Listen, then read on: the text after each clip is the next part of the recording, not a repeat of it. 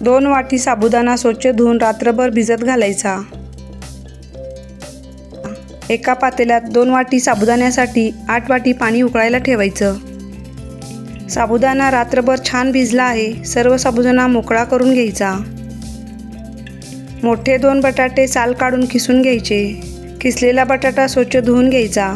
8 ते 10 हिरव्या मिरच्या जाडसर वाटून घ्यायच्या। उकळायला ठेवलेल्या पाण्यात चवीनुसार मीठ घालायचं। वाटलेली मिरची घालायची। पाण्याला चांगली उकळी आल्यानंतर साबुदाणा घालायचा। हे सर्व 7 ते 8 मिनिटं चांगलं शिजवून घ्यायचं। नंतर बटाट्याचा कीस घालून पुन्हा 2-3 मिनिटं शिजवून घ्यायचं। 3 मिनिटांनी गॅस बंद करायचा। एका प्लॅस्टिक कागदावर पळीने पापड घालायचे आणि 3 ते 4 दिवस कडकडीत उन्हात वाळवून घ्यायचे। तयार झाले आहेत मस्त खुसखुशीत साबुदाणा बटाटा पळी पापड।